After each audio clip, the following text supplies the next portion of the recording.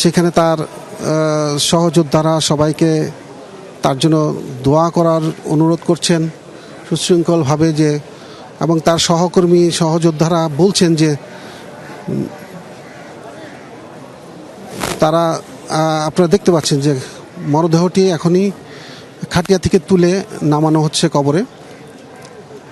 শেষ মুহূর্তের প্রস্তুতি আমরা দেখতে পাচ্ছি। তার প্রিয় সহকর্মী সহযোদ্ধারা তার শেষ দেহটি হাতে নিয়ে খাটিয়া থেকে নিয়ে কবরে নামাচ্ছেন, আপনারা দেখতে পাচ্ছেন।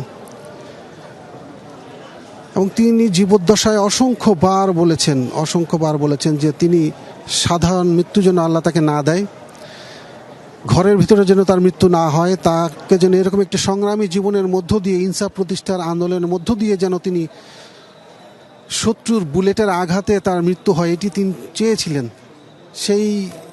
তার সেই ইচ্ছা শেষ পর্যন্ত বাস্তবতায় রূপ নিয়েছে। এবং তিনি দুর্বৃত্ত আততায়ীদের গুলিতে, যারা তার ইনসাফ প্রতিষ্ঠার আন্দোলনের বিরোধী ছিলেন, বিরোধী শক্তি, দেশে ইনসাফ প্রতিষ্ঠা হোক সেটা চান না, দেশে বৈষম্যহীন একটি সমাজ প্রতিষ্ঠা হোক যারা চান না, তারাই তাকে কাপুরুষের মতো হত্যা করেছে। তার সহযোদ্ধারা তাকে এমনকি আপনি জানেন যে তাকে শেষ বিদায় জানানোর জন্য তার যে লাখো জনতা জানাজা অংশ নিয়েছিল, তারা সবাই শাহবাগমুখী। এই জনস্রোত শাহবাগে এসে আমরা দেখেছি, শাহবাগ প্রান্ত এসে স্পর্শ করেছে। কিন্তু এই জনস্রোত এখানে আসলে এখানে দাফনের একটা বিশৃঙ্খলা তৈরি হবে। এই কারণে শত শত আইনশৃঙ্খলা রক্ষাকারী বাহিনীর পাশাপাশি ইনকিলাব মঞ্চের শত শত স্বেচ্ছাসেবক এই এলাকায় সুশৃঙ্খলভাবে এই দাফন কার্যক্রম শেষ করার জন্য তারা এখানে সেই দুপুর থেকেই নিয়োজিত আছেন, অক্লান্ত পরিশ্রম করছেন। আমরা দেখতে পাচ্ছি তাকে শেষ বিদায় দেয়া হচ্ছে। কবরে নামানোর পর যে মাটি দেওয়ার কাজ, সেই মাটি দেওয়ার কার্যক্রম হচ্ছে। এবং একই সাথে হাজার হাজার মানুষ, হাজার হাজার সহযোদ্ধা, তার শুভাকাঙ্ক্ষী, তার সহকর্মী, তার ভক্ত, অনুরাগী, যাই বলি না কেন, মানে এত মানুষ ইনকিলাব মঞ্চের এই হাদিকে এত মানুষ ভালোবাসে, এটা আসলে তার এই যে গুলিবিদ্ধ হওয়ার পরই মানুষ টের পেয়েছে যে হাদি আসলে কতটা জনপ্রিয় ছিল। এবং তার প্রমাণ কিন্তু আজকে বাস্তবে দেখা গিয়েছে, যে যেখানে লক্ষ মানুষ তার জানাজায় অংশ নিয়েছে। এবং সংসদ ভবনের সামনে চত্বর শুধু নয়, আশপাশের মানিক মিয়া অ্যাভিনিউ থেকে শুরু করে ফার্মগেট, মিরপুর রোড, কোনো জায়গায় তিল ধরনের ঠাঁই ছিল না। আমরা দেখতে পেয়েছি, আমরা যখন আকাশ থেকে নেওয়া বিভিন্ন ছবি দেখছিলাম, কত মানুষ, সেই মানুষগুলো জানাজার শেষে আবারও সেই বিশাল একটি জনস্রোত ঢাকা বিশ্ববিদ্যালয়ের এই ক্যাম্পাসের দিকে হেঁটে আসছেন, আপনারা সেটাও দেখছেন। এমনকি তাকে যে তার সহযোদ্ধারা যে তাকে শেষ বিদায় দিচ্ছেন সেখানেও আছেন। আমরা দেখছি তার কবরে মাটি দিয়ে, ভালোবাসার ছোঁয়ায় মাটি দিয়ে তাকে আচ্ছাদিত করে দেওয়া হচ্ছে। এবং একইভাবে আমরা দেখছি যে মাটি ঢেকে দেওয়ার পরে তার কবরটি আরও সুন্দর করে সাজানো হচ্ছে, সুন্দর করে মাটিগুলো গুছিয়ে রাখা হচ্ছে।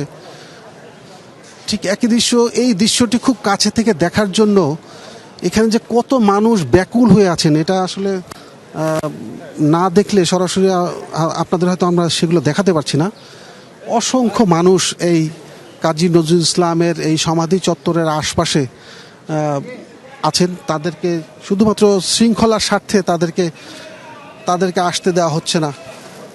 এবং শেষ তার কফিনটি আপনারা দেখতে পাচ্ছেন যে সাদা কাপড়ে মোড়ানো কফিনটি নামানোর পর তার বাঁধনগুলো খুলে দেওয়া হচ্ছে, যে বাঁধনগুলো আছে সেগুলো খুলে দেওয়া হচ্ছে। এবং সেখান থেকে এখন মাটির দেওয়ার কার্যক্রম শুরু হবে। আমরা দেখতে পাচ্ছেন যে তাকে শেষ বিদায় অনুযায়ী যে মাটি দেওয়ার সময় যে দোয়া পড়তে হয়, সে আহ্বান করা হচ্ছে। সবাই যারা যারা আছেন, তার সহযোদ্ধা সহকর্মী, প্রিয় শিক্ষকরা আছেন, তার ভক্ত, ইনকিলাব মঞ্চের তার সহযোদ্ধারা আছেন, তারা এখন মিনহা খলাকনাকুম ও মিনহা নুঈদুকুম দোয়া পড়ছেন। আমরা শুনতে পাচ্ছি দোয়া পড়ছেন, এবং তারা সবাই সেখানে মুঠোয় মাটি দেওয়ার যে চেষ্টা করছেন।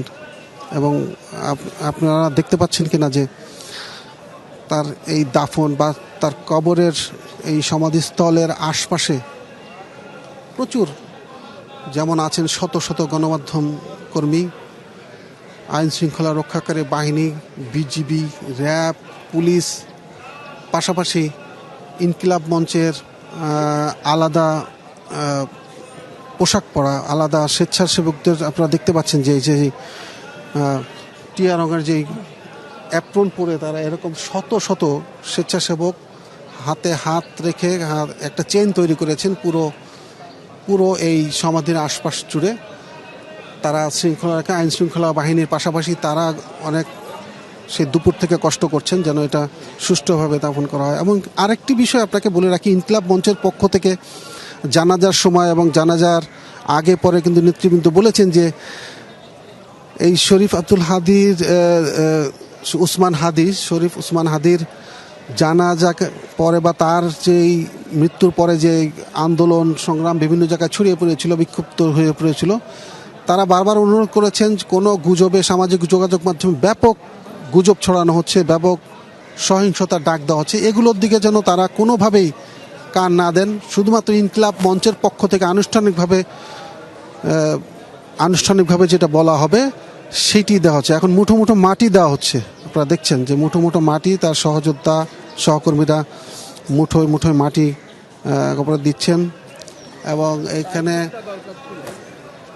কেন্দ্রীয় মসজিদের ইমাম, মুয়াজ্জিম তারাও আছেন, দাফন কাজে অংশ নিচ্ছেন। তারা প্রিয় শিক্ষকরা আছেন, ঢাকা বিশ্ববিদ্যালয়ের প্রক্রিয়াল বডির সদস্যরা আছেন, ডাকসু নেতৃবৃন্দ আছেন, এমনকি জুলাই যোদ্ধা বা জুলাই আন্দোলন যারা করেছিল এখন বিভিন্ন সংগঠনের হয়তো হয়ে তারা কাজ করছেন, তারাও আছেন। সবাই যে যতটুকু পারছেন প্রিয় হাদিকে তারা মুঠোয় মাটি দিয়ে শেষ ভালোবাসা জানাচ্ছেন, শেষ শ্রদ্ধা জানাচ্ছেন, দোয়া করছেন তারা। এমনকি এই জানাজা থেকে শুরু করে দাফনের শেষ পর্যন্ত আমরা স্বেচ্ছাসেবকদের যেভাবে কাজ করতে দেখেছি, এত সুশৃঙ্খল একটি জানাজা সম্পন্ন, আসলেই এটা কল্পনাতীত। কারণ এত লাখ লাখ জনতা, লাখ ভক্ত অনুরাগী যারা ইনসাফের আন্দোলনের সাথে শরিক হয়েছিলেন, হাদির যেই বক্তব্যগুলোকে তারা ভালোবাসতেন, হাদির কণ্ঠকে তারা নিজেদের কণ্ঠ মানিয়ে নিয়েছেন, এই হাজার বললে কম হবে, লাখো জনতা যখন তাকে এই কবর ঘিরে আশপাশে অবস্থান করছিল, আইনশৃঙ্খলা রক্ষাকারী বাহিনী যথেষ্ট চিন্তিত ছিল এই বিষয়টি নিয়ে, তারাই মানুষের ঢল কিভাবে সামাল দিবেন। কিন্তু আমরা দেখেছি ইনকিলাব মঞ্চের এই স্বেচ্ছাসেবীরা, আপনারা দেখছেন যে যেই হালকা টিয়া রঙের যেই পোশাক পরা, এই পোশাক গায়ে আচ্ছাদিত অ্যাপ্রন পরা, তারা এই পুরো প্রক্রিয়াটি সম্পূর্ণ করেছেন। এবং এখন পর্যন্ত কোনো রকম বিশৃঙ্খলা, কোনো রকম হট্টগোল আমরা দেখতে পাইনি, আমরা চোখে পড়েনি। খুব শান্তশিষ্ট শান্তি শৃঙ্খলার মধ্য দিয়েই দোয়া দিয়ে এখনও চলছে। তার মুঠোয় মাটি, তার সহযোদ্ধারা যারা আছেন আশপাশে, যারা গত কয়েকদিন ধরুন নির্ঘুম রাত কাটাচ্ছেন,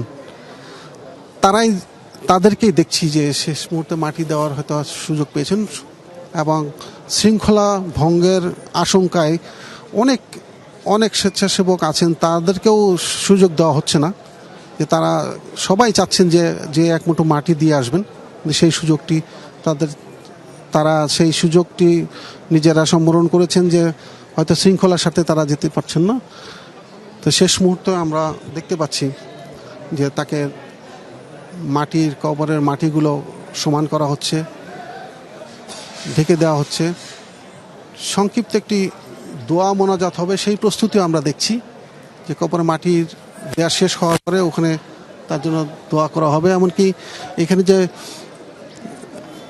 মসজিদে যে নামাজ হবে, নামাজের পরও তার জন্য দোয়া অনুষ্ঠিত হবে।